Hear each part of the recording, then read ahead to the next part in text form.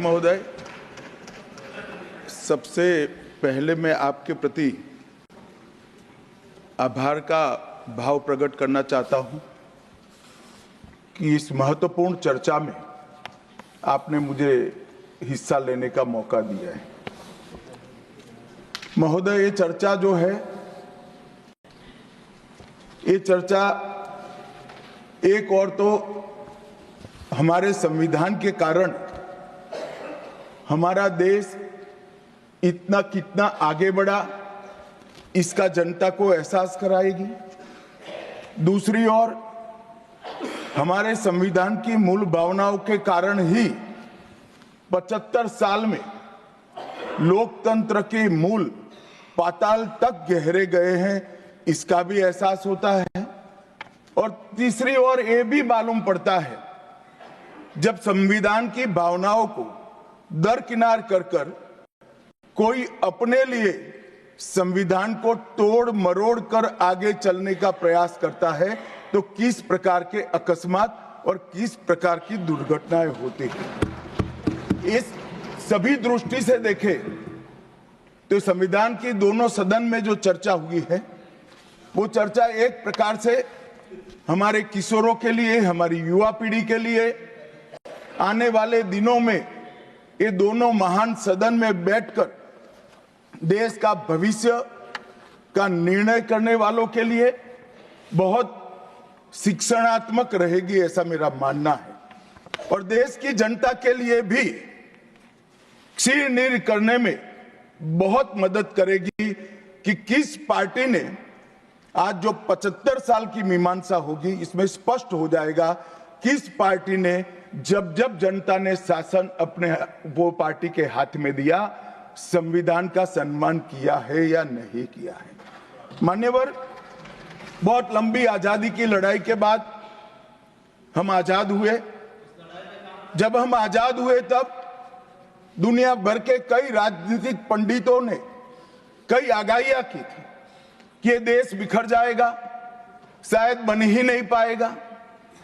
कुछ लोगों ने ऐसी आगाही की थी कि यहां डेमोक्रेटिक वैल्यू प्रस्तापित हो ही नहीं पड़ सकते, एकता हो ही नहीं सकती और ये देश आर्थिक रूप से कभी भी आत्मनिर्भर नहीं हो पाएगा। और आज जब 75 साल के समय के बाद संविधान को स्वीकार करने के बाद पीछे मुड़कर देखते हैं तो सरदार पटेल का मैं धन्यवाद करना चाहता हूं कि सरदार साहब के अथक परिश्रम के कारण आज देश एक होकर मजबूती से दुनिया के सामने खड़ा।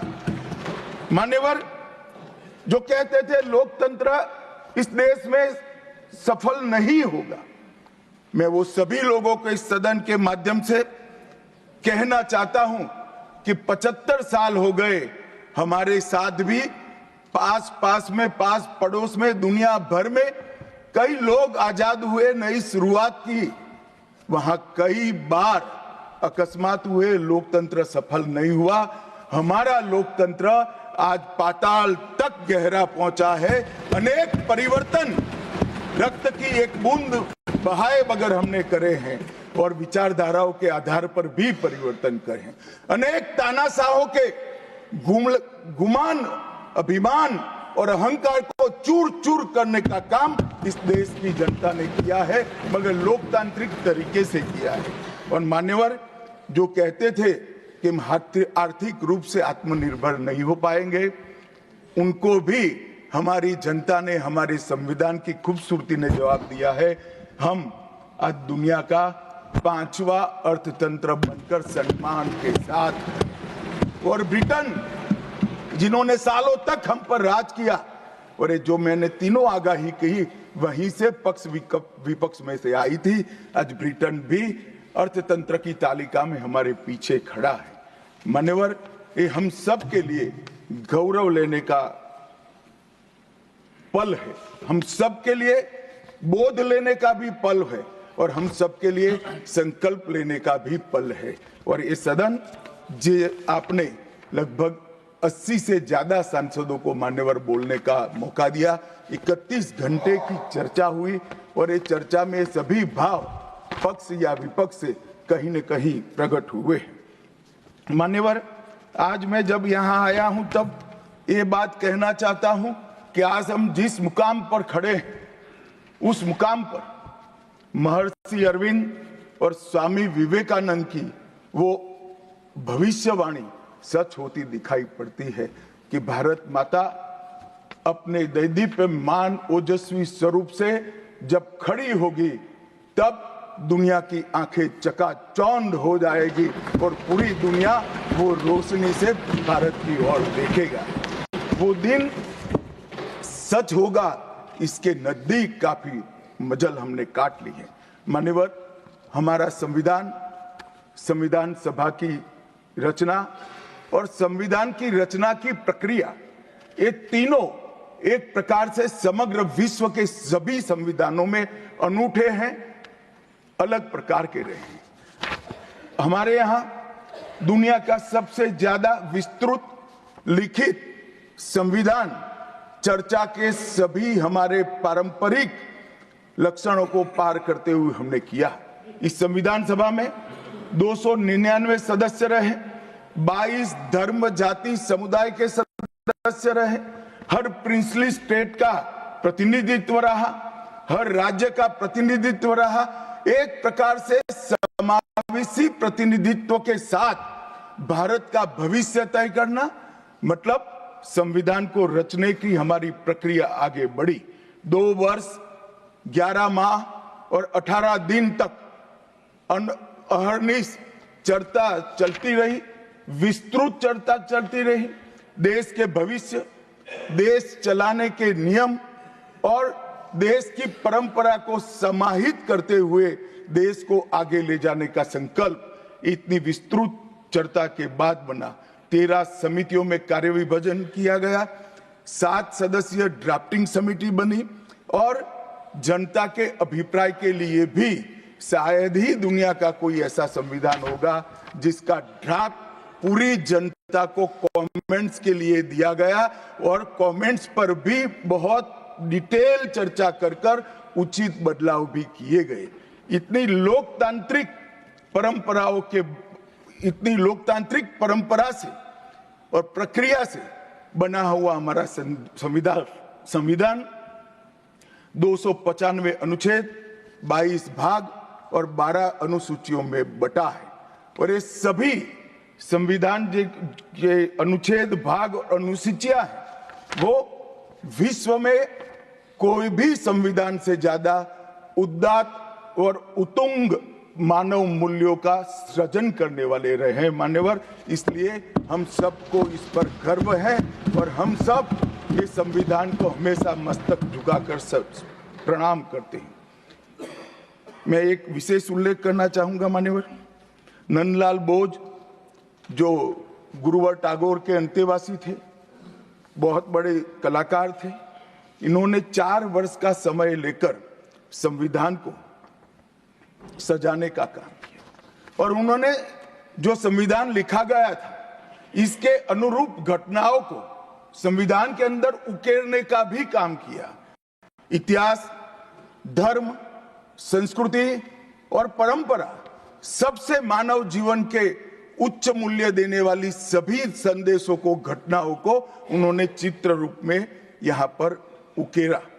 यहाँ पर भगवान राम का चित्र भी मिलेगा, बुद्ध और महावीर का भी मिलेगा, दशम पिता गोविंद सिंह जी का भी चित्र मिलेगा, गुरुकुल हमारी शिक्षा नीति कैसी होनी चाहिए इसका संदेश भी मिलता है, राम सीता लक्ष्मण वो एक प्रकार से हमारे अधिकारों का चित्रण करते वक्त दिखाए गए, भगवत गीता के संदेश का चित्र भी दिया, शिवाजी और लक्ष्मीबाई को भी यहाँ पर स्थान देकर देशभक्ति के उत्तुंग पाठ हमें पढ़ाए। नालंदा यूनिवर्सिटी हमारी प्राचीन शिक्षा पद्धति का हमें स्मरण कराती है और नटराज जीवन में बैलेंस कैसे होना चाहिए वो बैलेंस के सिद्धांत को भी प्रतिरूपित करता है। मैंने आज थोड़ा यहाँ आने से पहले क्या क्या चर्चा हुई राज्यसभा में, उसमें हमारे एक सम्मानीय सदस्य ने कहा कि चर्चा का स्तर कितना नीचा हो गया है कि यहाँ चित्रों की चर्चा हो रही है। मान्यवर, अगर संदेश लेना नहीं आता तो संविधान का भी कोई उपयोग नहीं।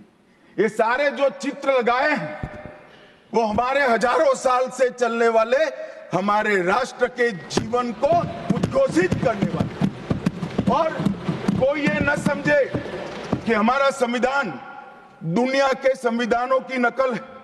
हाँ, हमने हर संविधान का अभ्यास जरूर किया है, क्योंकि हमारे यहाँ तो ऋग्वेद में कहा गया हर कोने से हमें अच्छाई प्राप्त हो, शुभ विचार प्राप्त हो, और शुभ विचार को स्वीकारने के लिए मेरा मन खुला हो। मान्यवर, हमने सबसे अच्छा लिया है, मगर हमारी परंपराओं को नहीं छोड़ा है। पढ़ने का चश्मा अगर विदेशी है तो संविधान में भारतीयता कभी नहीं दिखाई देती। और मैं मानता हूं कि जिसने भी संविधान को सिर्फ शब्दों में छापा है और चित्रों को निकाल दिया है, उन्होंने संविधान की भावनाओं के साथ छल किया है। चित्र बगैर का संविधान अधूरा संविधान। मान्यवर, इसके अंदर संविधान सभा में राजेंद्र प्रसाद जी, राजेंद्र बाबू अध्यक्ष बने, डॉक्टर BR आंबेडकर, सरदार पटेल, जवाहरलाल नेहरू, श्रीमान काजू, KT Shah, Iyengar, Maulana Azad, Shyama Prasad Mukherjee, doctor Radhakrishnan, KM Munshi, ऐसे विद्वानों ने अनेक चर्चाओं में हिस्सा लेकर संविधान को समृद्ध और संपूर्ण बनाने का काम किया। परंतु इतना ही नहीं, संविधान सभा के जो सदस्य थे, इसके अलावे भी विवेकानंद, महर्षि अरविंद, महात्मा गांधी, गोपाल कृष्ण गोखले, तिलक महाराज, वीर सावरकर, लाला लजपत राय और राष्ट्र, लोकतंत्र और हमारी परंपराओं में उच्च मूल्यों को स्थापित करने वाले हर महापुरुष की भावनाओं का ये महापुरुष ने उल्लेख कर कोई न कोई सिद्धांत को प्रस्तापित किया है। मान्यवर, जब इतने सारे मनुष्यों का अच्छा विचार जिस संविधान में हो, उसको सफल होना ही था।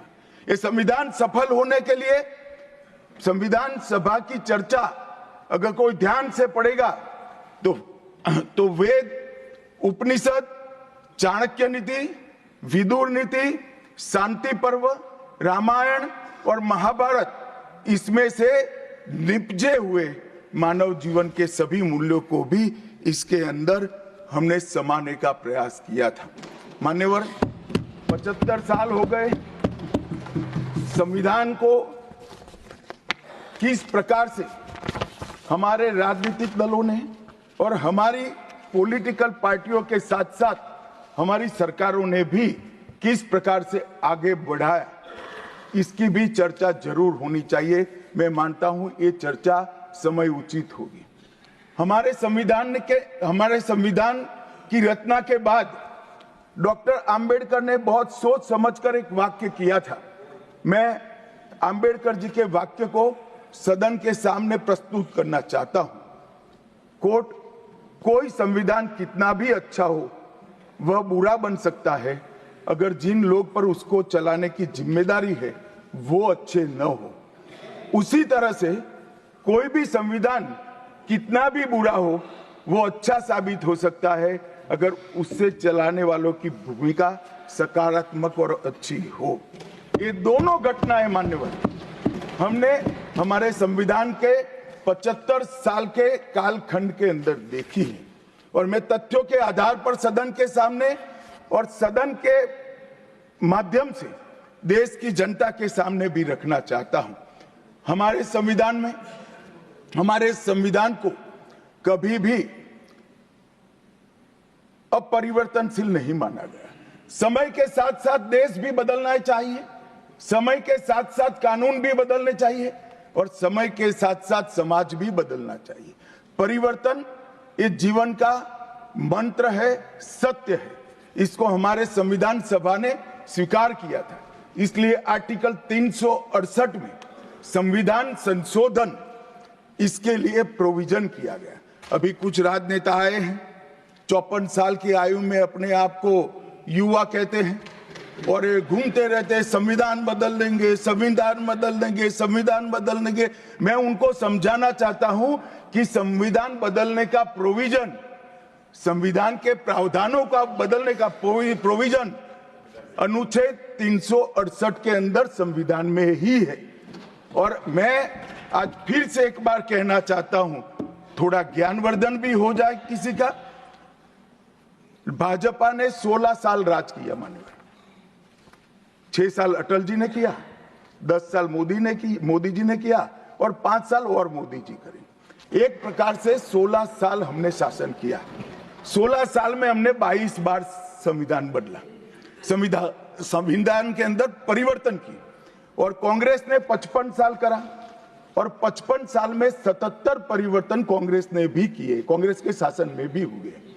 अब भारतीय जनता पार्टी और कांग्रेस दोनों ने परिवर्तन किए। ये परिवर्तन का टेस्ट कैसा था, किस प्रकार से किए गए? संवैधानिक प्रक्रिया से भी परिवर्तन होते हैं और संविधान को तोड़ मरोड़ कर, फॉर्मेलिटी कर भी परिवर्तन कर सकते हैं। परिवर्तन करने का उद्देश्य क्या था, क्या हासिल करना था? क्या हमारे लोकतंत्र को मजबूत करने के लिए परिवर्तन किए गए? क्या हमारे जिनको अधिकार नहीं है ऐसे लोगों को समकक्ष अधिकार लेने के लिए परिवर्तन किए गए, या अपनी राज्य सत्ता को टिकाने के लिए परिवर्तन? इस पर से ही पार्टी का कैरेक्टर, पार्टी के चलने की पद्धति और पार्टी का संविधान में विश्वास, ये सबको मालूम पड़ता है। मैं ज्यादा संविधान के संशोधन में नहीं जाऊंगा मान्यवर। दोनों प्रमुख दलों के 4 संविधान संशोधन को मैं लेना चाहूंगा। पहला संशोधन हुआ 18 जून 1951 में। संविधान सभा ने ही ये संशोधन करना पड़ा, क्योंकि संविधान बनाने के बाद, संविधान स्वीकारने के बाद आम चुनाव में जाने तक का भी धैर्य कांग्रेस पार्टी में नहीं था। अभी लोकसभा नहीं बनी थी, अभी राज्यसभा नहीं बनी थी और संशोधन लेकर आए। अब उसका उद्देश्य क्या था? 19A जोड़ा गया। 19A जोड़ा गया, वो किस लिए जोड़ा गया? अभिव्यक्ति की आजादी पर स्वतंत्रता को, अभिव्यक्ति की आजादी, अभिव्यक्ति की स्वतंत्रता को कर्टेल करने के लिए पहला सुधार आया। और किसने किया मान्यवर? उस वक्त प्रधानमंत्री कौन था? श्रीमान जवाहरलाल नेहरू उस वक्त प्रधान।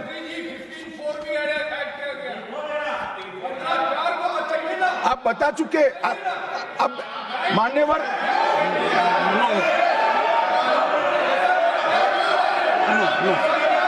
नो सिद्धांत जयराम जी,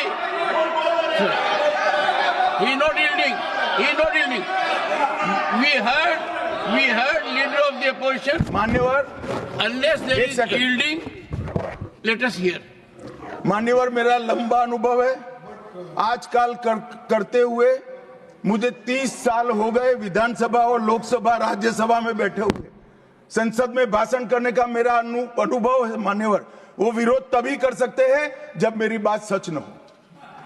अगर मेरी बात सच नहीं हो तो बताए वो संविधान संशोधन नंबर 1, अब सुनिए, संविधान संशोधन नंबर 1 वो अभिव्यक्ति की आजादी को कर्टेल करने के लिए ही लाया गया था और जवाहरलाल नेहरू के लिए लाया गया। मान्यवर, 24वां संविधान संशोधन, 24वां संविधान संशोधन जवाहरलाल नेहरू जी की सुपुत्री इंदिरा जी उस वक्त प्रधानमंत्री थी। पार्टी तो वही सत्ता में थी, कांग्रेस पार्टी। 5 नवंबर 1971 को संविधान में संशोधन किया गया, 24वां संशोधन।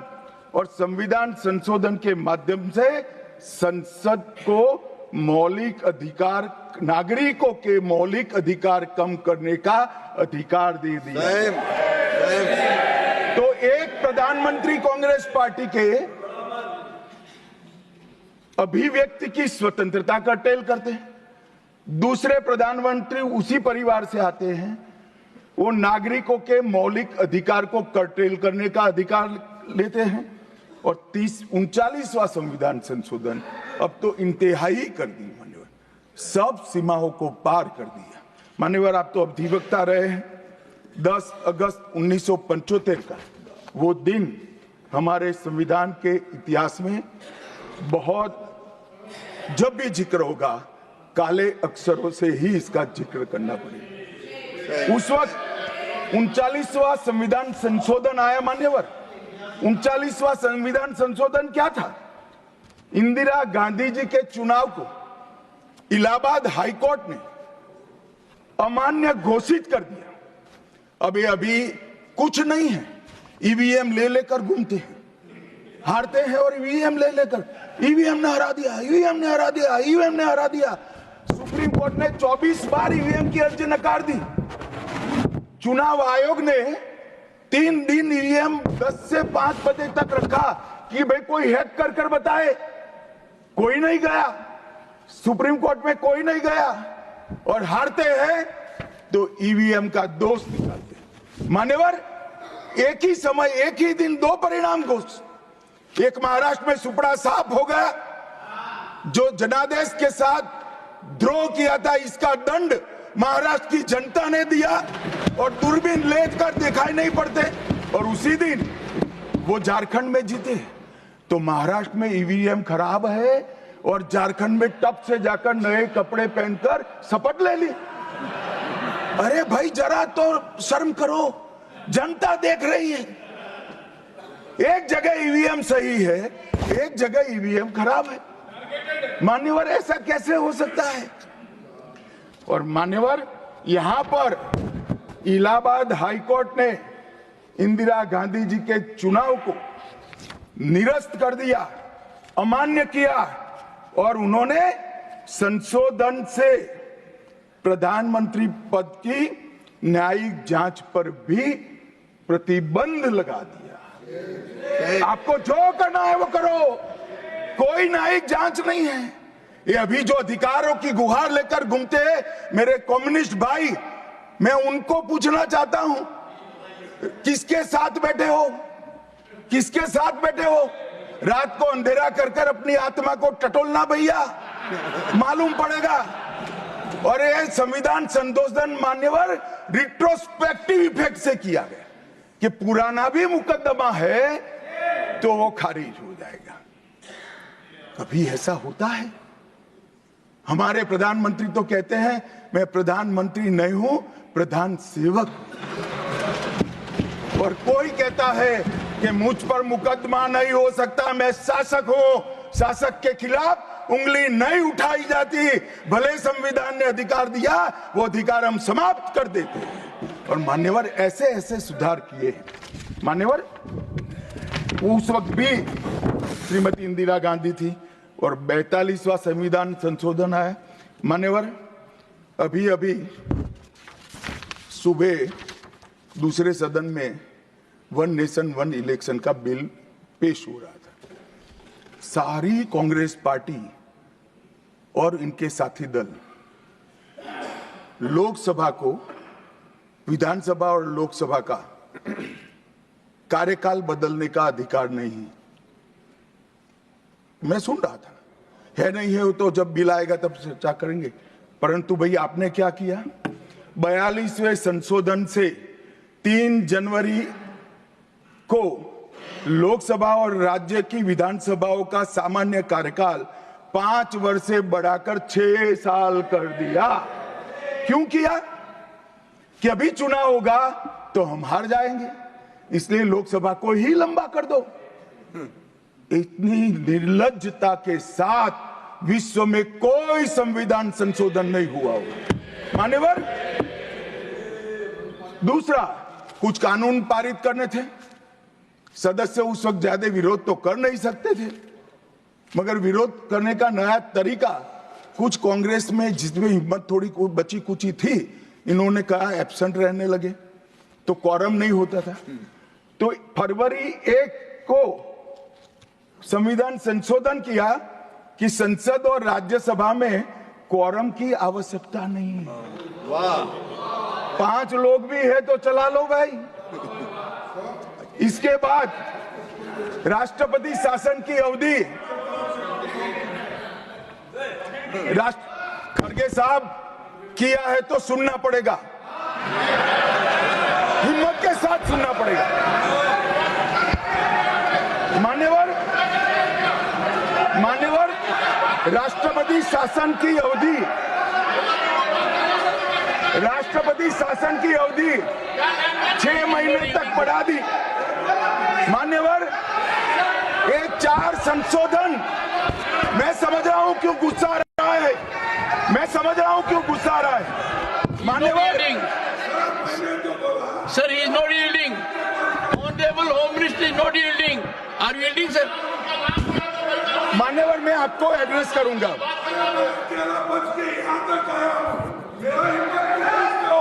तुम तो कायर हो, तुम मान्यवर, तुम लड़ाकू हो। Okay. मान्यवर, What the मैं Honorable आपको Home एड्रेस Minister करूंगा। will go on record. What the Honorable Home Minister खड़गे said. जी, खड़गे जी, मैं आपका बहुत सम्मान करता हूं, आपकी हाजिरी वहां दर्ज करनी चाहिए। कृपया बैठे, मुझे बोलने दीजिए।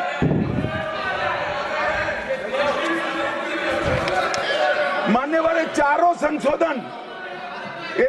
संशोधन मैं मेरी पार्टी के दफ्तर से नहीं ला सकता। ये चारों संशोधन संविधान में हुए, किसी को अदालत ने निरस्त किया, किसी को जनता पार्टी की सरकार आई तब उसको निरस्त किया, कुछ लिंगरिंग टेस्ट में रह गए, पर ये चारों संशोधन वास्तविकता है। ये 4 संशोधन से कांग्रेस पार्टी की संविधान सुधार करने की मंशा क्या है?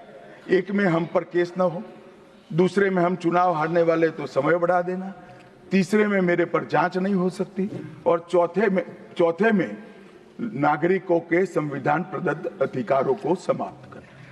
ये उद्देश्य बताते हैं। अब मैं हमारा 4 संशोधन लेकर आता हूं। मान्यवर, सबसे पहला संशोधन नरेंद्र मोदी जी ने सरकार में किया, 101वां नंबर भी अच्छा आया है। 101वां संशोधन 1 जुलाई 17 को हम जीएसटी को लेकर आए मान्यवर, और इस देश के अर्थतंत्र को रिदम में लाने का। कश्मीर से कन्याकुमारी और कामाख्या से द्वारका तक विशाल फैले हुए देश को जीएसटी के तहत 100 अलग अलग बिक्री करके कानूनों को समाप्त कर कर, लोगों की हालाकी खत्म कर कर एक कानून लाने का काम नरेंद्र मोदी जी ने किया, और वो लोगों की भलाई की। कल की डिबेट मैंने पढ़ी है, कोई सदस्य बोले कि नरेंद्र मोदी जी ने विरोध किया था। मैं रिकॉर्ड पर कहता हूं, हां, नरेंद्र मोदी जी ने विरोध किया था। किस मुद्दे पर किया था? आप जीएसटी तो लाना चाहते थे, मगर राज्यों को कंपनसेशन की गारंटी देना नहीं चाहते थे। हम जीएसटी भी लाए और राज्य को विकास दर के हिसाब से कंपनसेशन की गारंटी भी दी। इतना ही नहीं, गारंटी का 10 साल तक पालन करने का काम भी भारतीय जनता पार्टी की नरेंद्र मोदी सरकार ने किया। हम संशोधन लाए देश के अर्थतंत्र को सुचारू बनाने के लिए। दूसरा संशोधन लाए, 102वां संशोधन, national commission of backward class को संवैधानिक दर्जा देने का काम। अब कुछ लोगों को पेट में दुख रहा है कि नरेंद्र मोदी जी ने ये क्यों किया। मैं साहब आगे बहुत सारी बातें बताऊंगा। नरेंद्र मोदी जी इसलिए कर पाए कि आपने नहीं किया था। अगर आप ये कर देते तो मोदी जी के तो भाग्य में ही नहीं आता। मगर साहब, पिछड़ी जातियों का कल्याण कभी भी कांग्रेस पार्टी का विश्वास नहीं रहा, मान्यता नहीं रही, नीति भी नहीं रही। भारतीय जनता पार्टी ने संविधान संशोधन पिछड़ी जातियों के कल्याण के लिए। तीसरा संशोधन क्या लाए? 130वां संशोधन 12 जनवरी 19, किसी भी जिनको आरक्षण का फायदा नहीं मिलता है, ऐसी जाति के गरीब से गरीब बच्चों को 10% आरक्षण देने का फैसला। गरीब कल्याण और गरीब हटाओ की बातों, गरीबी हटाओ की बातों सालों तक करी, सूद नहीं मिली, समय नहीं मिला, विचार नहीं आया। ये विचार नरेंद्र मोदी जी को आया और गरीबों को, बच्चों को 10% आरक्षण पूरे देश भर में मिला। मान्यवर 105वां संशोधन, ओबीसी की पहचान करने के लिए केंद्र के पास अधिकार थे।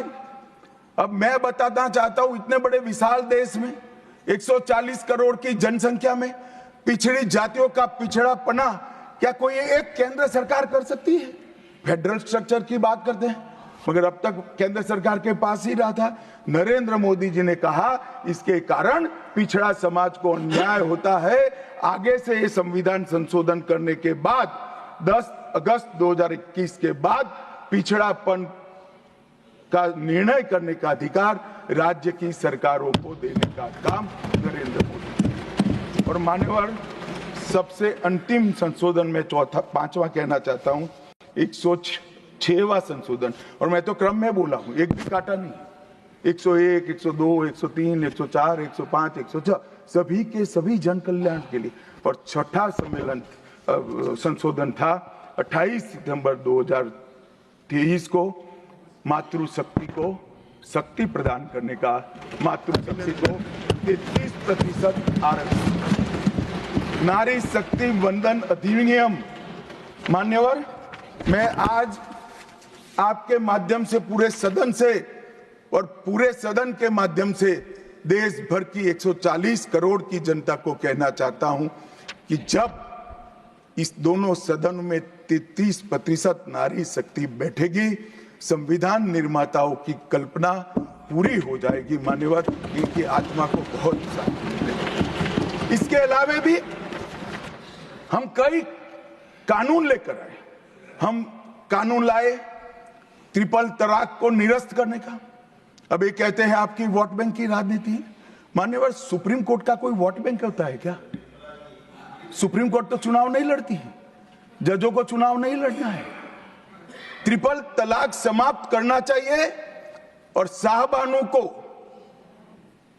मुआवजा देना चाहिए। दोनों जजमेंट सुप्रीम कोर्ट ने अलग अलग समय पर दिए थे, परंतु वोट बैंक की राजनीति हम नहीं कर रहे हैं। वोट बैंक की राजनीति कर कर मुस्लिम बहनों के साथ इतने साल अन्याय करने का काम एक कांग्रेस पार्टी ने किया। हमने तो ट्रिपल तलाक समाप्त कर कर मुस्लिम माताओं को, बहनों को अधिकार दिया। आपका कि भी अधिकार आपके पति जैसे हैं, मगर देखिए साहब, ट्रिपल तलाक समाप्त हो गया, अभी कोई नहीं कहता अच्छा हुआ। कैसे कहेगा? एक उदाहरण पड़ा है, हमारे आरिफ मोहम्मद खान बेचारे मंत्री थे, अच्छे खासे मंत्री थे, फर्राटे की अंग्रेजी बोलते थे, बहुत पढ़े लिखे व्यक्ति थे, फारसी के विद्वान, उर्दू के विद्वान, हिंदी तो मातृभाषा।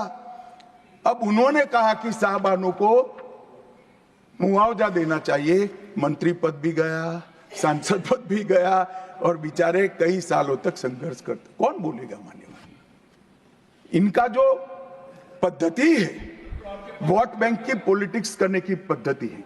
मान्यवर, 2020 में हम नई शिक्षा नीति लाए। पहली शिक्षा नीति आजादी के बाद आई है जिसका विरोध कम्युनिस्ट भी नहीं कर पाए। बाकी तो शिक्षा नीति आए और कम्युनिस्ट पार्टी विरोध न करे, ऐसा कभी हो सकता है? मुझे भी बड़ा आश्चर्य होगा कि प्रकृति बदल गई है या उनका सोच बदल गया है। खैर, जो भी हुआ, फिर मुझे किसी ने बताया कि आपने इतनी अच्छी शिक्षा नीति लाए हैं कि इसका विरोध करोगे तो लोग उनका विरोध करेंगे, इसलिए विरोध नहीं किया है। मान्यवर, जम्मू कश्मीर में आरक्षण देने का संशोधन विधेयक लाए और 3 नए आपराधिक कानून भी हम लेकर आए। हमारी क्रिमिनल जस्टिस सिस्टम के 3 कानून 160 साल बाद पहले अंग्रेजों ने बनाए थे, अंग्रेजों की पार्लियामेंट में बने थे। नरेंद्र मोदी जी ने, माननीय नरेंद्र मोदी जी ने बीएनएस, बीएनएसएस और बीएसए के माध्यम से हमारी संपूर्ण न्यायिक आपराधिक न्याय प्रणालिका को भारतीयकरण करने का काम नरेंद्र मोदी जी। और वो कानून जो अंग्रेजों को राज टिकाने के लिए बने थे, वो कानून को समाप्त कर कर हमारे संविधान ने हमारे नागरिकों को जो अधिकार दिए हैं, समय पर न्याय मिलना चाहिए। इसका करने का काम नरेंद्र मोदी जी ने किया। इस देश को गुलामी की मानसिकता से आजाद करने का काम कई सालों के बाद अगर किसी ने किया तो हमारे नेता नरेंद्र मोदी ने किया। और आप तो कई साल तक, अटल जी की सरकार आई, कई साल तक बजट शाम को 5:30 बजे रखते थे। क्यों शाम को 5:30 बजे रखते थे? क्योंकि इंग्लैंड की रानी के घड़ी में उस वक्त 11 बजते थे। आजादी के इतने सालों तक अंग्रेज की रानी के घड़ी से बजट रखने की आदत थी, वो भी किसी ने बदला तो भारतीय जनता पार्टी ने बदला, अटल बिहारी वाजपेयी। मान्यवर, संविधान के सम्मान की बहुत बातें हुई, मगर संविधान का सम्मान सिर्फ बातों में नहीं होना चाहिए, कृति में भी होना चाहिए, कर्तृत्व में भी होना चाहिए और कल्पना में भी होना चाहिए। जब कृति में नहीं है, कर्तृत्व में नहीं है, तो कल्पना में आ ही नहीं सकता। अभी मैंने इस चुनाव में अजीबोगरीब नजारा देखा मान्यवर, अजीबोगरीब नजारा था। आज तक इतने साल चुनाव हुए, किसी ने आम सभाओं में संविधान को लहराया नहीं। संविधान को लहराकर, झूठ बोलकर जनादेश लेने का कुत्सित प्रयास कांग्रेस पार्टी के नेताओं के माध्यम से। मान्यवर, संविधान लहराने का मुद्दा नहीं है, संविधान बहकाने का मुद्दा नहीं है। संविधान विश्वास है, संविधान श्रद्धा है, संविधान को सम्मान करने का। मान्यवर, वो नरेंद्र मोदी जी को, और लोकसभा में तो किसी को मालूम नहीं पड़ा।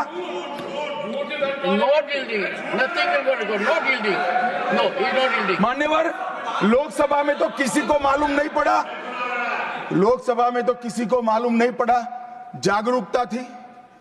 महाराष्ट्र में भी लहराने के अलावे बांटने गए तो एक पत्रकार के हाथ में भी आ गया।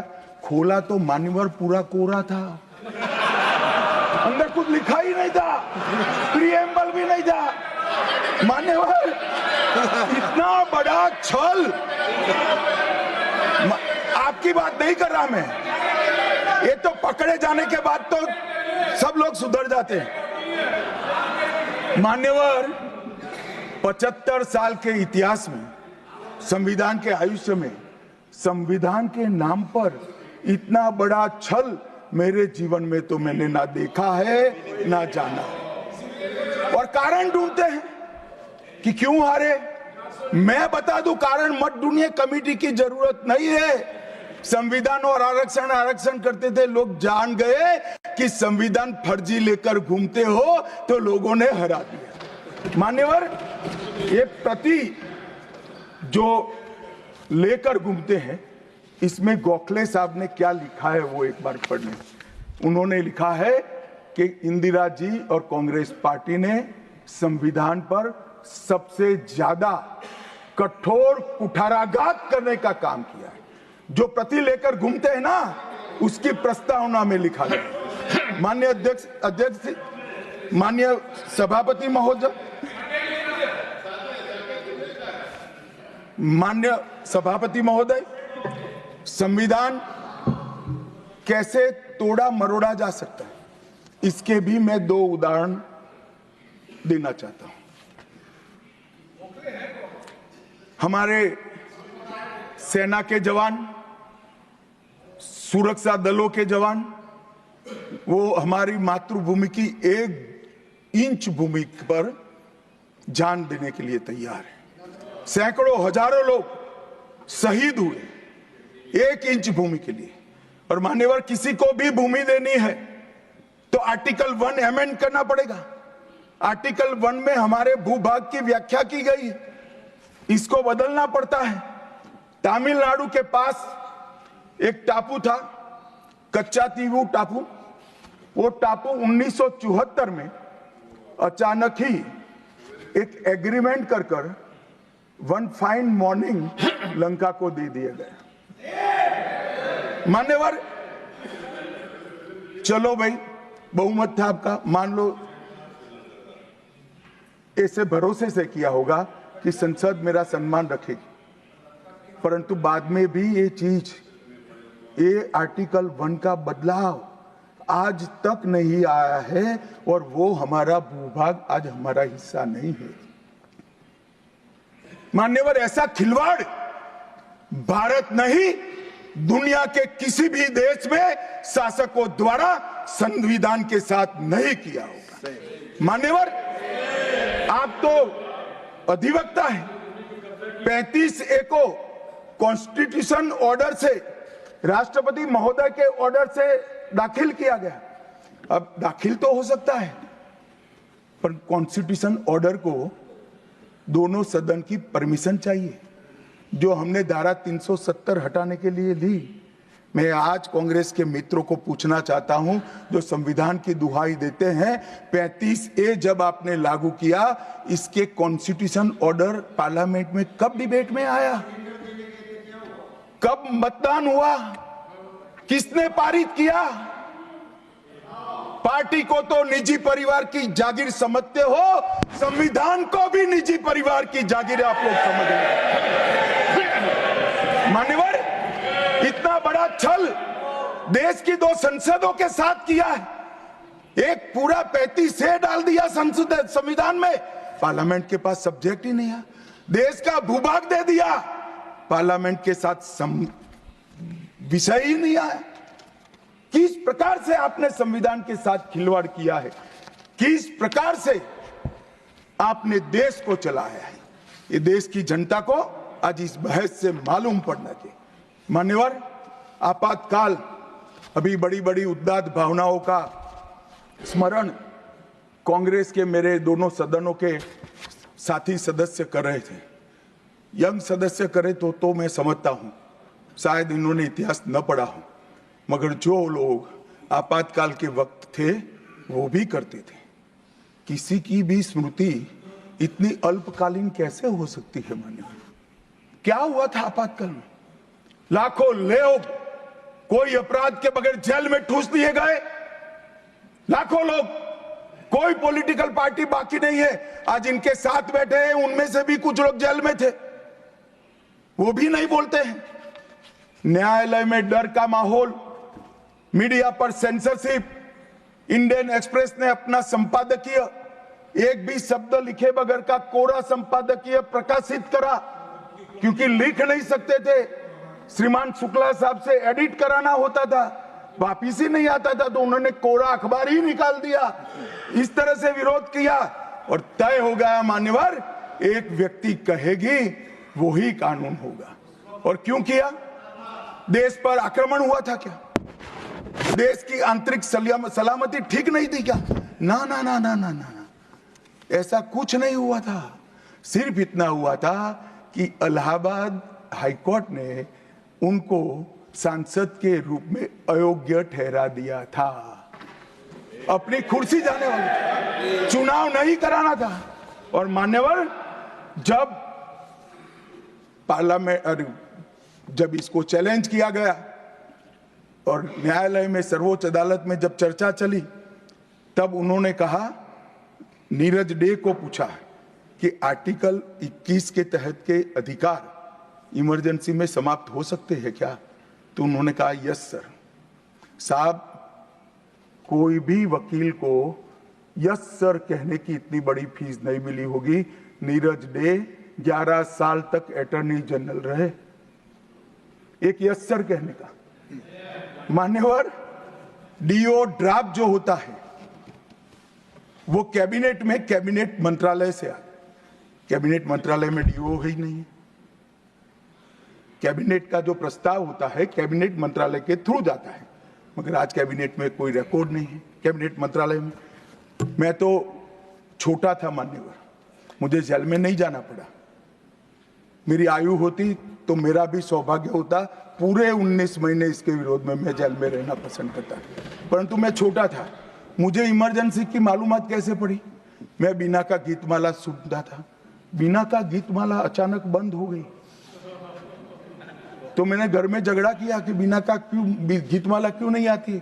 मेरे पड़ोस वाले चाचा ने कहा किशोर कुमार के साथ इंदिरा जी का झगड़ा हो गया है, बीना का गीतमाला में किशोर कुमार का आवाज नहीं आना चाहिए, तो नए गीतों की रिकॉर्डिंग हुई और किशोर कुमार और लता मंगेशकर के ड्यूएट गीत भी लता दीदी की आवाज में ही पूरे देश ने 19 महीना सुने साहब। देखिए डेमोक्रेसी की बात करें मान्यवर, इस प्रकार की कृति, ऐसा दंड दिया देश की जनता ने उनको कि अब स्वप्न में भी नहीं कर सकते हैं। ऐसी कृति कोई न करे, इसलिए ये बहस जरूरी है। और मान्यवर, हम तो संविधान का सम्मान करते हैं। नरेंद्र मोदी जी ने संविधान दिन मनाने की बात रखी तो एक वरिष्ठ कांग्रेसी नेता ने कहा, क्या जरूरत है संविधान दिन की, 26 जनवरी तो है।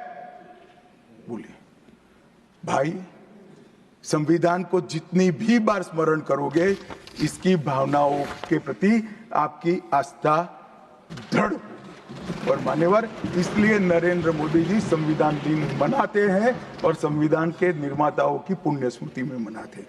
मान्यवर, उस वक्त आज ही मुझे किसी शायर ने दुष्यंत कुमार की पंक्ति भेजी है इमरजेंसी के लिए। मैं ज्यादा भाषण इमरजेंसी पर करना नहीं चाहता, परंतु मैं जरूर कहना चाहूंगा। दुष्यंत कुमार की पंक्ति है, एक गुड़िया की कई कठपुतलियों में जान है, एक गुड़िया की कई कठपुतलियों में जान है। आज शायर ये तमाशा देखकर हैरान है। कल नुमाइश में मिला वो चिथड़े हाल कपड़े पहने हुए, मैंने उसको नाम पूछा तुम कौन हो, तो उसने कहा मैं संविधान हूं। दुष्यंत कुमार जी की कविता है मान्यवर, इंदिरा जी को समर्पित है। मान्यवर, जब संविधान बन रहा था, संविधान के हर आर्टिकल पर चर्चा चल रही थी।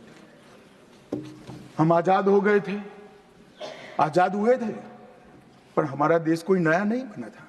हम तो हजारों सालों से दुनिया में सबसे चिर पुरातन संस्कृति, चिर पुरातन धर्म और चिर पुरातन समाज जीवन लेकर निकले हुए देश हैं। हाँ, एक कालखंड के लिए गुलाम हो गए, आजादी मिली, आगे देश कैसे चले इसका एक डॉक्यूमेंट बनाना था। तो उस डॉक्यूमेंट में चर्चा में आया कि अब देश का नाम क्या हो। अंग्रेज लिख कर गए थे इंडिया, क्योंकि वो भारत को जानते ही नहीं थे। वहां जो प्रचलन में शब्द होंगे यूरोप में, वो शब्द उन्होंने हम पर थोप दिया था और गुलामी की मानसिकता ने इसको स्वीकार भी किया था। मगर जब आजाद हुए तब इस पर चर्चा हुई और अब उस वक्त के सदस्य सेठ गोविंददास ने दरखास्त किया कि देश का नाम भारत रखना चाहिए। उस वक्त जवाहरलाल नेहरू ने कहा कि पीछे देखने की जरूरत नहीं है, भविष्य की ओर देखिए। और मान्यवर, देश के नाम के अंदर इंडिया भी रहा, भारत भी रहा। खैर, मैं इस पर टिप्पणी करना नहीं चाहता, परंतु नजरिए का सवाल है। अगर इंडिया के चश्मे से भारत को देखोगे तो भारत समझ में नहीं आएगा, पूरा जीवन चला। और इसलिए इन्होंने अपने गठबंधन का नाम भी इंडिया ही रखा है, इसीलिए रखा है, वो ही सोच से चलना है। और मान्यवर, हमारे प्रधानमंत्री जी ने विकास तो करना है, दुनिया में सबसे आगे बढ़ना ही है, विकास के साथ साथ विरासत को भी अपना कर आगे बढ़े। गुलामी की हर परंपरा को हम समाप्त करना चाहते हैं। हम एक आजाद मुल्क है, सार्वभौमत्व से लैस मुल्क है, किसी की परंपरा हमें स्वीकार नहीं है। परंपरा बदलनी है तो हम बदलेंगे, नए कपड़े हर कोई पहनता है, हम भी पहनेंगे, परंतु हमारी पुरानी परंपराओं पर हमें शर्म नहीं है। और मान्यवर, क्या किया नरेंद्र मोदी ने, राजपथ जो अंग्रेज सम्राट के सम्मान में नाम रखा गया था, उसका नाम बदलकर कर्तव्य पथ रखा। इंडिया गेट पर किंग पंचम जॉर्ज की मूर्ति लगी थी, मूर्ति हटा दिया, शर्म के मारे में स्थान खाली था। हमने वहां सुभाष बाबू की प्रतिमा लगा। मान्यवर, नेवी का चिन्ह जो देकर गए थे वही चलता था। हमने वीर छत्रपति शिवाजी महाराज की नेवी के चिन्ह को हमने भगवान बिरसा मुंडा की 150वीं जयंती को जनजातीय गौरव वर्ष के रूप में मनाया। राष्ट्रीय युद्ध स्मारक हमने बनाया और राष्ट्रीय युद्ध स्मारक में अमर जवान की ज्योति को विलीन करने का काम भारतीय जनता पार्टी के नेता नरेंद्र मोदी ने। संसद के अंदर राजा जी ने जो उदात्त भावनाएं व्यक्त की थी, जिसको जवाहरलाल जी ने भी स्वीकारा था, मगर बाद में शर्म का एहसास हुआ, सेंगोल को इलाहाबाद के म्यूजियम में भेज दिया। नरेंद्र मोदी जी ने विधिवत तरीके से सेंगोल को संसद के अंदर प्रस्तावित किया, नई संसद बनाई और विश्व भर में चोरी की गई मूर्तियां, आर्टिफैक्ट्स जो थे वो 345 हजारों साल पुराने हमारे मूर्तियां और आर्टिकल्स, उसको वापस लाने के लिए हमारे विदेश मंत्रालय ने काम किया। न्यू एजुकेशन पॉलिसी, पूरा देश अंग्रेजी में चले, ऐसे षड्यंत्र चले इतने सालों तक। न्यू एजुकेशन पॉलिसी में हमने कंपलसरी कर दिया बच्चे की प्राथमिक शिक्षा मातृभाषा में होगी। मान्यवर, मातृभाषा में आईएएस आईपीएस का एग्जाम नहीं दिया जाता था, हमने वहां मातृभाषा में एग्जामिनेशन को किया। अभी तमिलनाडु के सदस्य बोल रहे थे, पहले आप जिनके साथ बैठे हो उनके शासन में तमिल में आईएएस आईपीएस का पेपर नहीं लिख सकते थे। आज तमिल मीडियम में बड़ा हुआ बच्चा गर्व के साथ देश का टॉप ब्यूरोक्रेट बन सकता है। ये व्यवस्था हमने करी। मान्यवर, अंडमान और निकोबार के द्वीप समूह का नाम जो अंग्रेज रखे थे वो छोड़कर गए थे। सुभाष बाबू ने जब अंडमान निकोबार जीता तब उन्होंने नामकरण किया था शहीद और स्वराज, उसको भुला दिया गया। आजादी के बाद फिर से अंग्रेजों का नाम वापस लाए, नया न रखो कोई बात नहीं भाई, सुभाष बाबू ने रखा निकाल दिया। हमने डंके की चोट पर सुभाष बाबू के नाम शहीद और स्वराज दोनों वापस लाने का काम किया। ल्यूटियन में रेस कोर्स रोड पर रहते थे, हमने लोक कल्याण मार्ग करा। डेलहाउसी रोड का नाम दारा सिकोह के नाम से किया और निर्मला जी ब्रीफकेस की जगह वही खाता लेकर आज जब बजट देती है तब पूरे देश भर के भारतीय संस्कृति के लोगों को आनंद होता है। मान्यवर, 1500 से ज्यादा पूरे नए कानूनों को हमने समाप्त करने का काम किया।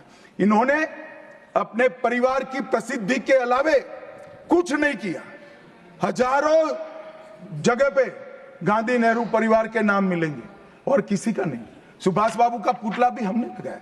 मान्यवर, हमने प्रधानमंत्री संग्रहालय बनाया।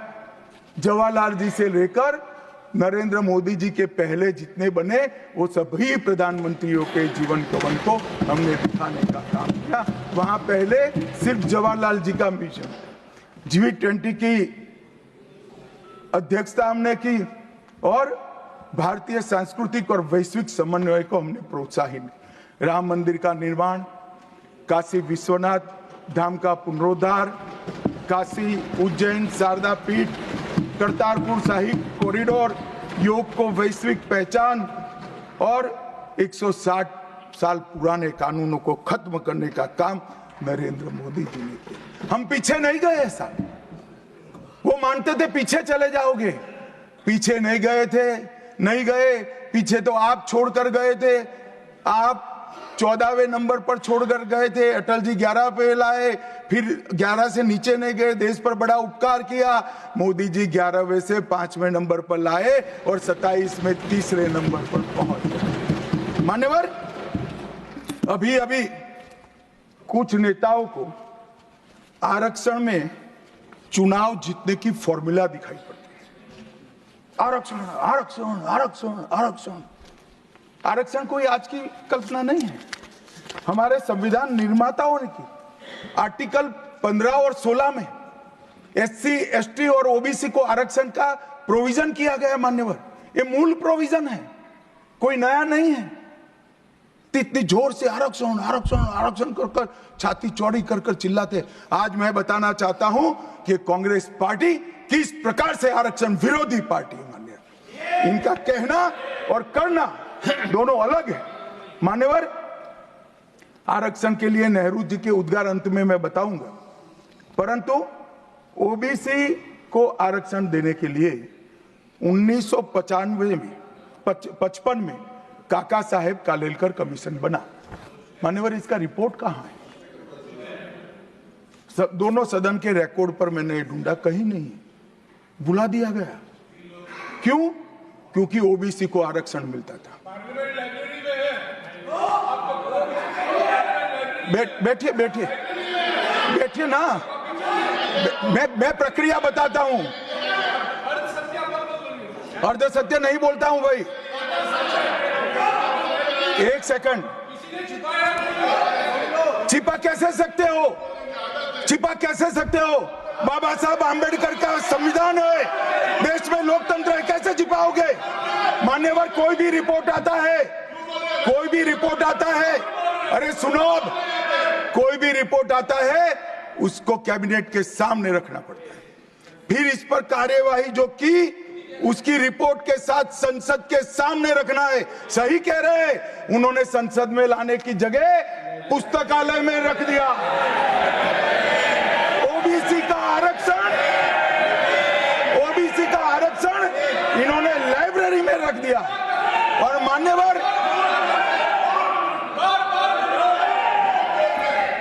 मान्यवर अगर काका साहेब कालेलकर कमीशन का रिपोर्ट स्वीकार कर लिए होते तो 1980 में मंडल कमीशन की रिपोर्ट की जरूरत ना पड़ती। मंडल कमीशन का रिपोर्ट कमीशन ही इसलिए बनाया गया क्योंकि काका साहेब कालेलकर कमीशन का रिपोर्ट स्वीकारा नहीं, और 80 में मंडल कमीशन का भी रिपोर्ट आ गया, किसी ने इसका अमल नहीं किया। अमल कब हुआ? जब 90 में इनकी सरकार गई तब अमल हुआ। और मान्यवर तब तक मंडल कमीशन के रिपोर्ट को भी ठंडे बस्ते में डाल दिया गया। 90 में, अरे सुनिए मान्यवर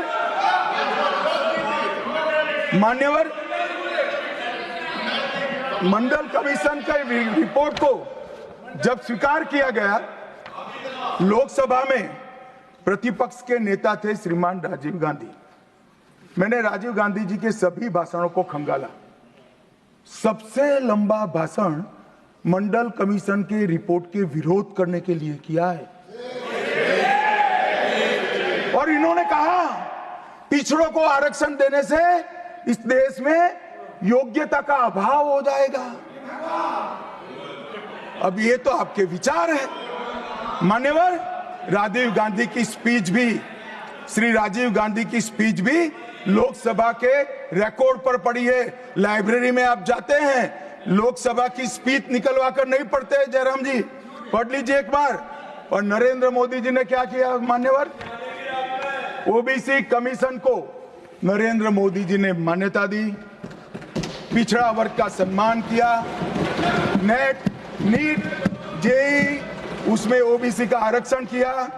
और इन्होंने क्या किया? अभी भी ये तो सब नेहरू जी, इंदिरा जी और अब भी चलता रहता है। एक इन्होंने क्या किया? झूठ बोलना शुरू किया कि हम आरक्षण बढ़ा देंगे, आरक्षण बढ़ा देंगे, आरक्षण बढ़ाना चाहिए, आरक्षण 50% से ज्यादा बढ़ा। ये क्यों बढ़ाना है मैं बताना चाहता हूं। मान्यवर झूठ नहीं, असत्य, झूठ की जगह असत्य। चलिए मान्यवर, आपने भी करेक्ट किया, खड़गे जी की बात को स्वीकार कर लेता हूं। उन्होंने झूठ नहीं बोला, वो सत्य से परे बोले हैं, वो नहीं बोलना चाहिए मान्यवर। इन्होंने 50% से ज्यादा आरक्षण करने की वकालत की। मैं आज देश की जनता को कहना चाहता हूं कि देश के 2 राज्यों में धर्म पर आरक्षण अस्तित्व में है, धर्म के आधार पर आरक्षण, ये गैर संवैधानिक है माननीय। संविधान सभा की कोई भी डिबेट आरक्षण के प्रावधान करने वाले आर्टिकल की पढ़ लीजिए, इसमें स्पष्ट किया गया है कि कोई भी आरक्षण धर्म के आधार पर नहीं हो सकता, आरक्षण पिछड़ापन के आधार पर।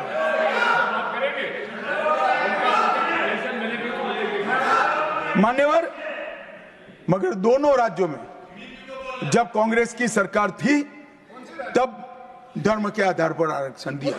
अब क्या हुआ है, सुप्रीम कोर्ट में रुक जाता है क्योंकि 50% की सीमा है, वो ओबीसी का कोई कल्याण नहीं चाहते हैं। 50% की सीमा बढ़ाकर मुसलमानों को आरक्षण देना चाहते हैं, माननीय, धर्म के आधार पर आरक्षण देना चाहते हैं। और मैं आज फिर से एक बार इस सदन में जिम्मेदारी तब के साथ कहता हूं, दोनों सदन में जब तक भाजपा का एक भी सदस्य है, धर्म के आधार पर आरक्षण हम नहीं होने देंगे।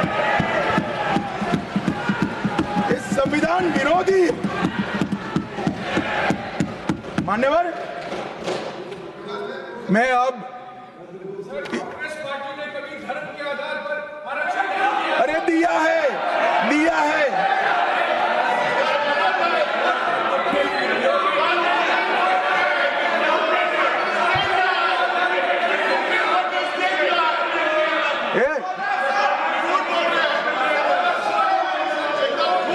मान्यवर, इससे तो ये बच जाएंगे, मगर मैं रिकॉर्ड पर से कुछ कोट अनकोट कहना चाहता हूं जो संविधान सभा की चर्चा का रिकॉर्ड है। जवाहरलाल नेहरू जी ने कहा, मैं ये देखकर सचमुच आश्चर्यचकित हूं कि नियुक्तियों में आरक्षण के सिद्धांत को कितनी देर तक ले जा रहा है, मतलब कितना बढ़ा रहे हैं। मुझे नहीं लगता कि ये बिल्कुल अच्छा है। ऐसा लगता है कि मुदलियार और ब्राह्मणों के सिवा लगभग सभी जातियों को पिछड़ा वर्ग में शामिल कर देंगे। मान्यवर, सरकारी सेवाओं में आरक्षण के लिए इनके विचार थे। मैं इस बात से चिंतित हूं कि सरकारी सेवाओं में नियुक्ति के लिए जिस तरह से बहुत सारी जातियां और समूहों के आरक्षण के प्रस्ताव आते हैं, ये बहुत बुरी प्रवृत्ति है। इससे सरकारी कामकाज और आम तौर पर विकास और सार्वजनिक जीवन में गिरावट आएगी। मान्यवर, ये इनके विचार है, आज तक नहीं बदले, यही विचार है। मगर अभी जोर से बोलना, एक शब्द का प्रयोग मैं नहीं कर सकता, आगे गलती हो गई थी। असल मान्यवर, हमारे संविधान के directive of principle of state policies भाग 4 के अनुच्छेद 44 में एक एंट्री है जो कॉमन सिविल कोड की यूसीसी की बात करती है। क्योंकि हमारे संविधान का फैब्रिक पंथ निरपेक्ष है, हर जाति, हर धर्म, हर समुदाय के लोगों के लिए समान कानून होना चाहिए, इसका हमारा संविधान पक्षधर है। मान्यवर, ये यूसीसी क्यों नहीं आया? यूसीसी इसलिए नहीं आया कि संविधान सभा समाप्त होने के बाद, चुनाव होने के बाद, पहले प्रधानमंत्री जवाहरलाल नेहरू जी मुस्लिम पर्सनल लॉ लेकर आए और यूसीसी नहीं आया। मैं आज कांग्रेस पार्टी को इस सदन में सार्प पूछना चाहता हूं, क्या पंथ निरपेक्ष राष्ट्र के अंदर सभी धर्मों के लिए एक कानून होना चाहिए या नहीं होना चाहिए? इसकी कांग्रेस पार्टी स्पष्टता करे। क्या आप मुस्लिम पर्सनल लॉ का समर्थन करते हैं? और मान्यवर, इससे बड़ा छलावा नहीं हो सकता। मान्यवर, इससे बड़ा छलावा नहीं हो सकता। इन्होंने हिंदू कोड बिल भी ला दिया। हिंदू कोड बिल उठाकर देख लिए। हम तो नहीं चाहते कि हिंदू न्याय शास्त्र के आधार पर इस देश का कानून बने, अभी के जीवन के मूल्यों के आधार पर कानून बनना चाहिए। मगर हिंदू कोड बिल में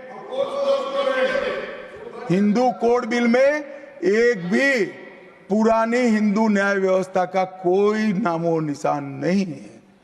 हिंदुओं को बुरा न लगे इसलिए मुस्लिम पर्सनल लॉ दिया, तो सामान्य कानून को हिंदू कोड बिल बना दिया। मान्यवर, चलो मैं तो कहता हूं कि खड़गे जी और जयराम जी कह रहे हैं कि भाई पर्सनल लॉ का अधिकार मिले तो हमें आपत्ति नहीं है, तो फिर पूरा सरिया लागू करिए।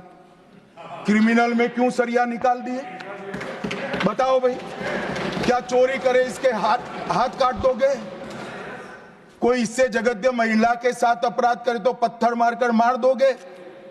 देशद्रोही को रोड पर सूली चढ़ाओगे? तो विवाह के लिए, निकाह के लिए पर्सनल लॉ, वारिस के लिए पर्सनल लॉ और क्रिमिनल सरिया क्यों नहीं भाई? अगर उनको देना ही है तो पूरा ही दे देते, पूरा दे देते। मान्यवर, ये इन्होंने तुष्टीकरण की शुरुआत वहीं से करी है। मुस्लिम पर्सनल लॉ इस देश में संविधान आने के बाद तुष्टीकरण की शुरुआत। आर्टिकल 14 और 15 का ये भंग है। अंबेडकर जी, लोहिया जी, के.एम. मुंशी, एच.वी. कामत, ये सब ने इसका विरोध किया है। 1973 से 16 तक 11 बार देश की सुप्रीम कोर्ट ने यूसीसी लाने का आग्रह देश की और राज्य की सरकारों ने किया है। आप नहीं ला सकते, तुष्टीकरण से ऊपर नहीं उठते। बैठिए, मैं बताता हूं।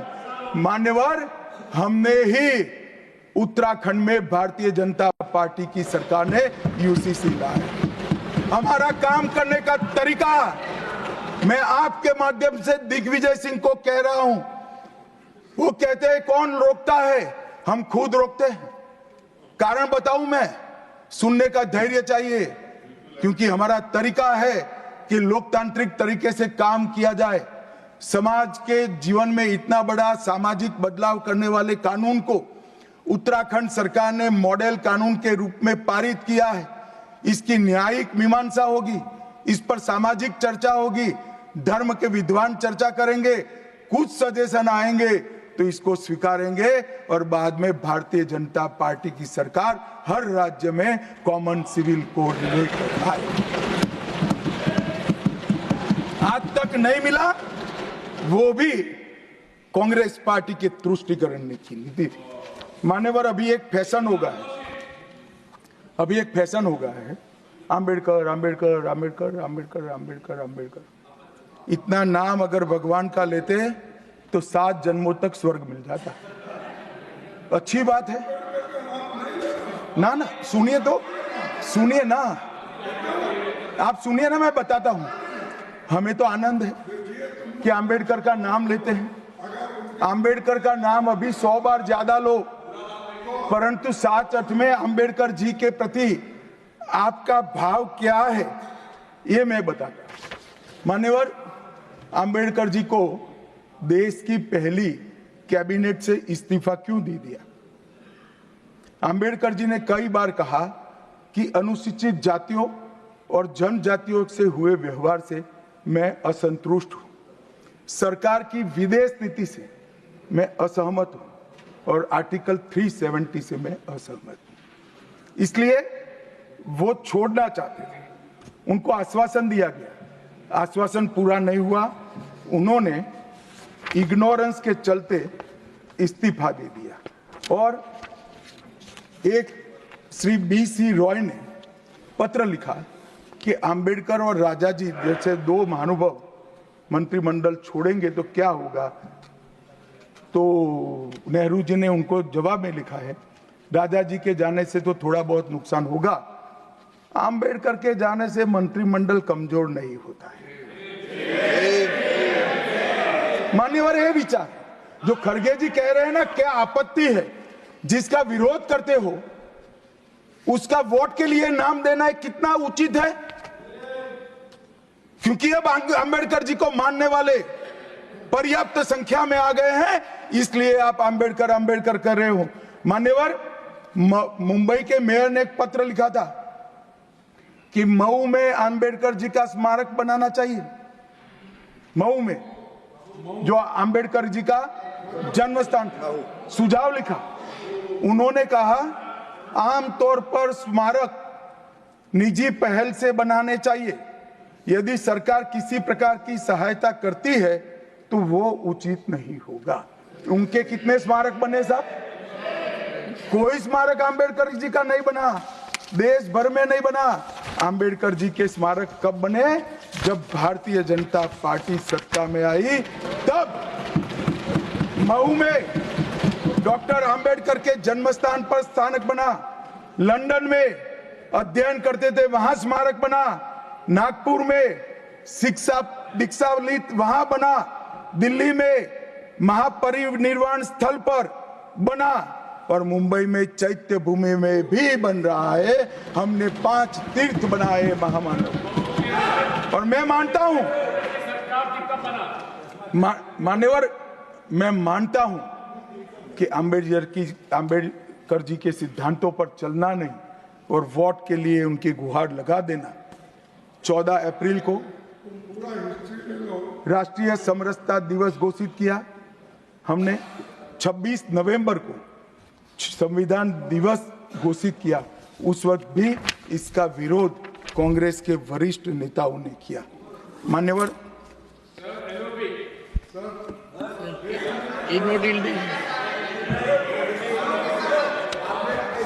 मान्यवर 370 पर कई बार चर्चा हुई है। मैं ज्यादा कहना नहीं चाहता। सब जानते हैं कि एक टेम्पररी प्रोविजन को अनौरत संतान की तरह अपनी गोदी में 70 साल तक कांग्रेस ने खिलाने का काम किया और 370 हटाने के लिए लोहे का जिगर चाहिए। और जब देश के प्रधानमंत्री नरेंद्र मोदी जी 2019 में फिर से प्रधानमंत्री बने, एक ही झटके से इसी सदन में 370 और 35 को समाप्त। इसी सदन में कहते थे खून की नदियां बह जाएगी। खून की नदियां छोड़ो, कंकड़ चलाने की किसी की हिम्मत नहीं है। कंकड़। और मान्यवर क्या हुआ? इसके बाद क्या हुआ? 35,000 पंचायत के सदस्य आजादी के बाद पहली बार चुनकर आए। 2 करोड़ 11 लाख एक वर्ष में पर्यटक आए। पत्थरबाजी शून्य हो गई। आतंकवादी घटना 92% कम हो गई। एरिया डोमिनेशन बढ़ा। 33 साल के बाद घाटी में थिएटर में रात्रि का शो चल रहा है। 34 साल के बाद ताजिया का जुलूस निकला। पहाड़ी, गुर्जर, बकरवाल और वाल्मीकि को आरक्षण मिला और घाटी के हर घर पर हर घर तिरंगा अभियान भी चला। श्रीनगर में फॉर्मूला 4 कार रेसिंग हुई। लाल चौक पर तिरंगा शान से फहरता है और दुनिया का सबसे ऊंचा रेलवे आर्च भी आज चिनाब नदी पर बन रहा है। सबसे बड़ी लंबी ट्रांसपोर्टेशन टनल फिर पंजाल में बनी और निर्यात रैंकिंग में अपना कश्मीर सभी यूटी में नंबर 1 पर निर्यात में आया। मान्यवर 80,000 करोड़ पाकिस्तान से आए हुए विस्थापित, घाटी से भगाए गए विस्थापित और पश्चिमी पाकिस्तान से आए हुए विस्थापित को 80,000 करोड़ दिया और 1,19,000 करोड़ का निवेश आज आ गए। मान्यवर 370 के रहते 70 साल में 12,000 करोड़ का निवेश आया था। अब 5 साल के अंदर 1,19,000 करोड़ का। G20 के डेलीगेट्स भी वहां गए। अमरनाथ यात्रा में 4.5 लाख यात्रियों ने अपनी श्रद्धा व्यक्त की और कुपवाड़ा के शारदा देवी मंदिर में 600 वर्ष के बाद पहली बार दीपावली मनाने का काम। मान्यवर ये कहते हैं 370 हटाने से क्या हुआ? मैं बताता हूं, आपकी तुष्टीकरण की दुकान बंद हो गई है। तुष्टीकरण बंद हो गई। मान्यवर आज संविधान के आर्टिकल 124 में न्यायपालिका की व्यवस्था के लिए हमारा जिक्र है। कांग्रेस पार्टी की सरकारों ने आर्टिकल 124 की भावनाओं के साथ किस तरह से खिलवाड़ किया है वो मैं आज सदन के माध्यम से सभी सदस्यों को और देश को बताना चाहता हूं। पहला मामला 1973 में जब संसद और A.N. ग्रोवर तीनों को प्रमोशन से महरूम कर सजा देकर चौथे न्यायाधीश को प्रमोशन देने का काम करा, जिसके कारण ये तीन सज्जनों ने अपना अपमान महसूस करते हुए संविधान की सुरक्षा के लिए इस्तीफा देकर घर पे जाना पसंद किया। ये किया है मैंने। दूसरा मामला 76 में ADM जबलपुर बनाम शिवकांत शुक्ला, ये बार बार दोहराना चाहिए। 140 करोड़ लोगों को रट हो जाना चाहिए जिससे कोई हिम्मत ना कर सके इमरजेंसी डालने की।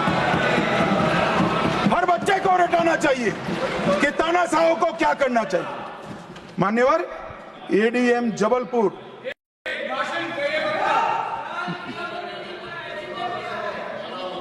मान्यवर ADM जबलपुर जस्टिस खन्ना बेचारे 3 विरुद्ध 1 लघुमती फैसला दिया।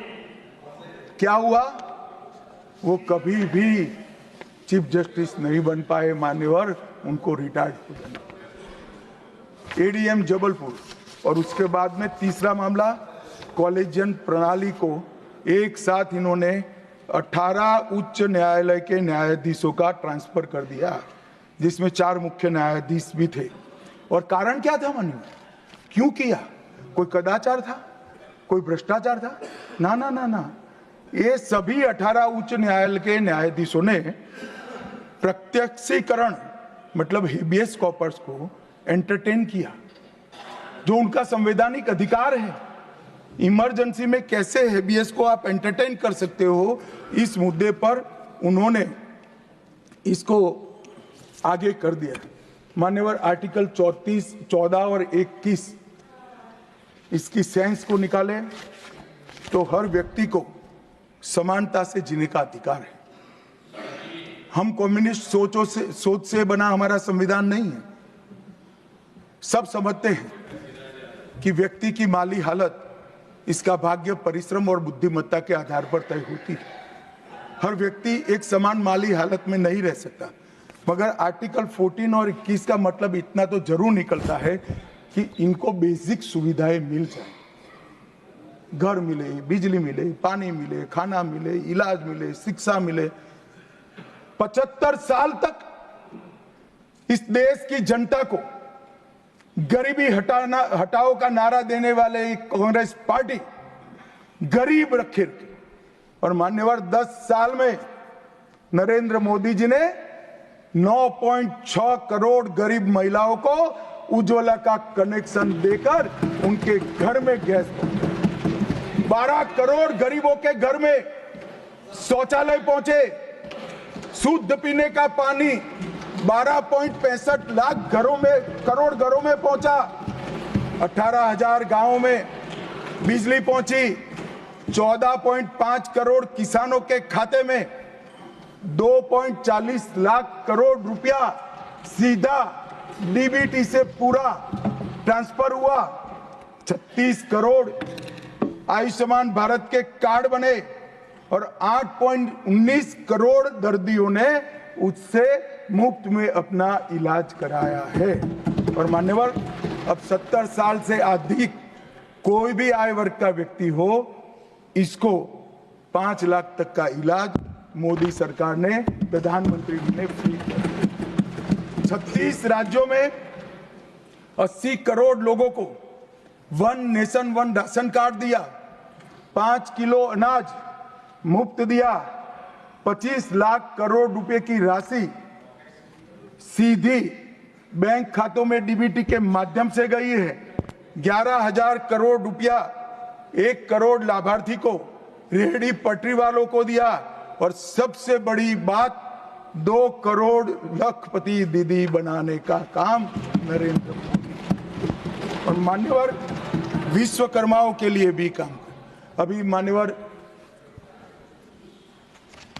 ये बात मैं बहुत संवेदनशील होकर के आप सदन के सामने रखता हूं। लोकसभा में चर्चा हो रही थी, कांग्रेस पार्टी के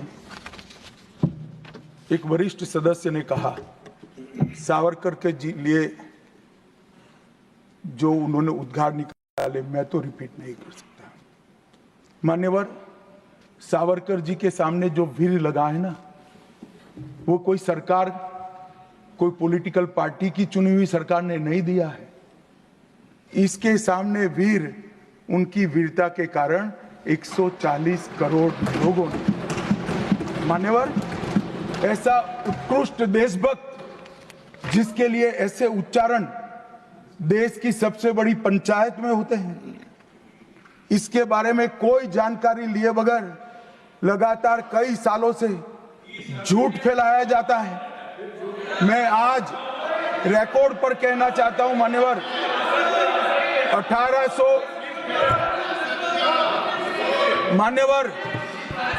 1857 से लेकर 1947 तक के स्वतंत्र संग्राम में किसी भी व्यक्ति को एक जीवन में 2 आजीवन कारावास हुए हैं तो वो वीर सावरकर।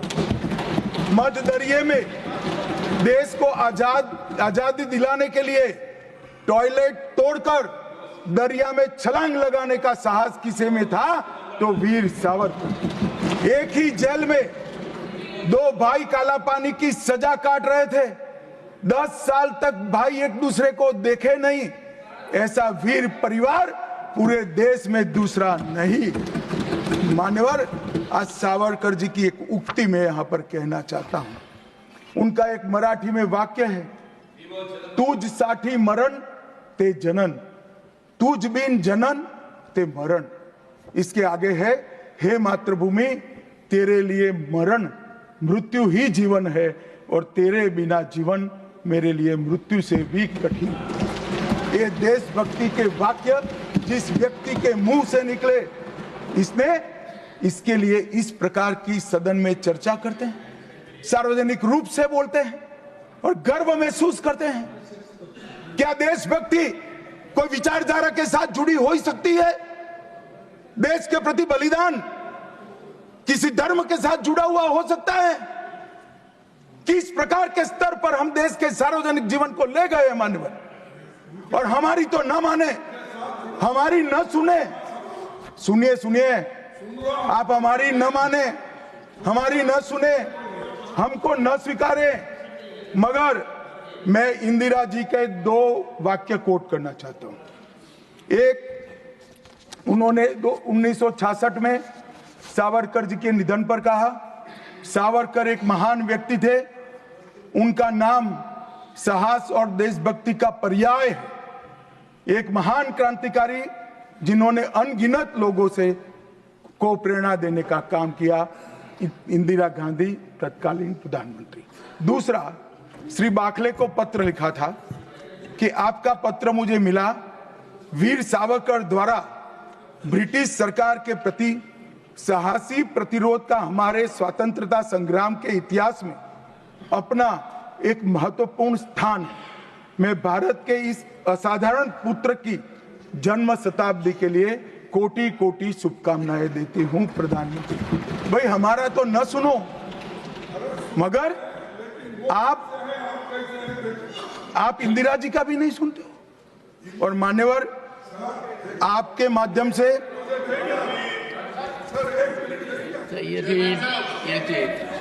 ना सब बीच में नहीं जगह होती है।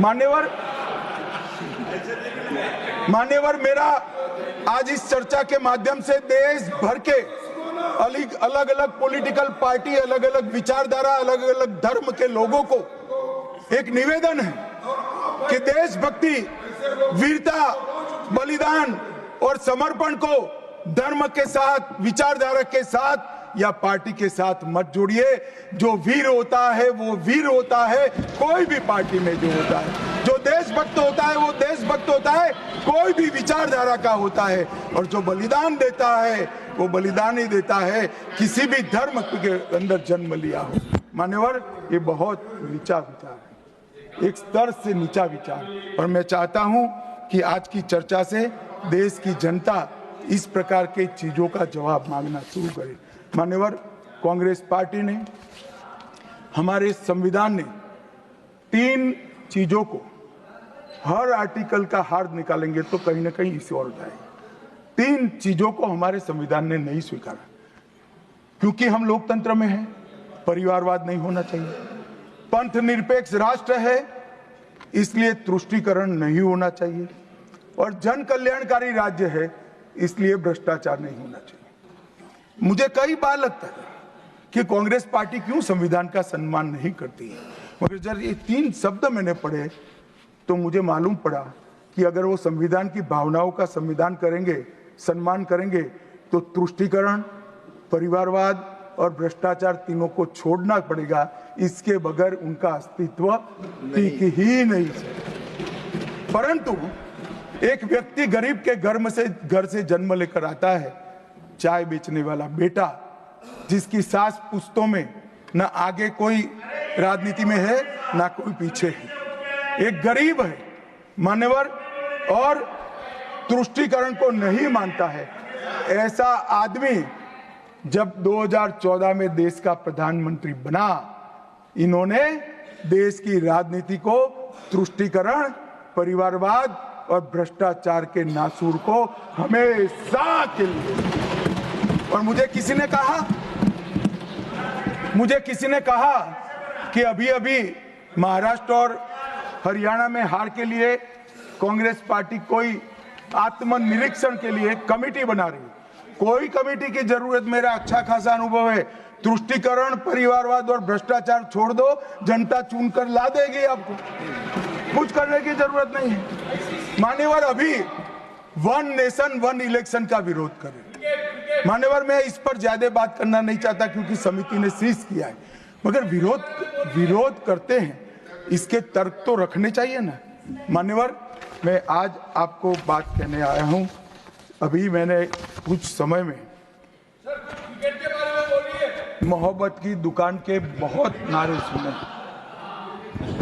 मोहब्बत की दुकान देश के हर गांव में खोलने की महत्वाकांक्षा वाले लोग भी, बहुत भाषण उनके मैंने सुने हैं।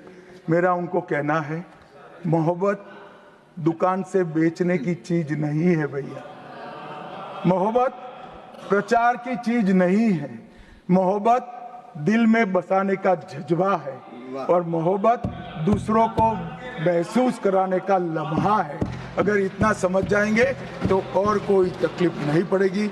मान्यवर, अंत में मैं इतना कहना चाहता हूं कि आज़ादी के अमृत महोत्सव में इस देश के प्रधानमंत्री जी आज़ादी के अमृत महोत्सव को बहुत अच्छे तरीके से एक वेल डिजाइन मैनर में मनाने का निर्णय किया। पूरे लाखों कार्यक्रम हुए, इसका मीन निकालते, इसका हार्द निकालते तो आता है 3 उद्देश्य सामने आते हैं। बालकों, बच्चे, युवा और जनता को आजादी के 90 बस लंबे आजादी के संग्राम के इतिहास की जानकारी देना, गुमनाम आजादी के सेना नायकों का नई पीढ़ी और आने वाली पीढ़ी को परिचय कराना, 75 साल में हमने जो सिद्धियां प्राप्त की है इसका गौरव 140 करोड़ भारतीयों के मन में उत्पन्न करना, और जब आजादी के 100 साल हो गए तब ये देश पूरे संसार में हर क्षेत्र में नंबर 1 पर हो, ऐसे महान भारत की रचना। और ये संकल्प अब श्री नरेंद्र मोदी का नहीं रहा है, ये संकल्प देश के 140 करोड़ लोगों का संकल्प हो गया है। इसको जब भी मैं जनता के बीच में जाता हूं, इसको महसूस भी करता हूं। मान्यवर, आज मोदी जी ने अमृत काल की कल्पना करी है।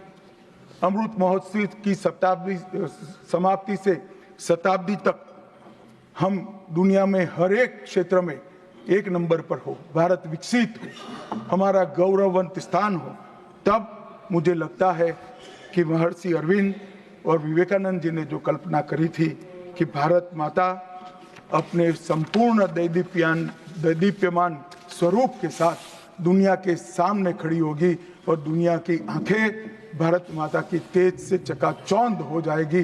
वो स्वप्न सच होगा, इसका मुझे विश्वास है। स्वप्न सच करने का रास्ता, एकमात्र रास्ता हमारा संविधान है और इसमें छेड़खानी करने का किसी का साहस न हो, वो जनता ने सुनिश्चित करना है। आपने मुझे मौका दिया, इसलिए बहुत The House stands adjourned to meet at 11 a.m. on Wednesday, the 18th December 2024.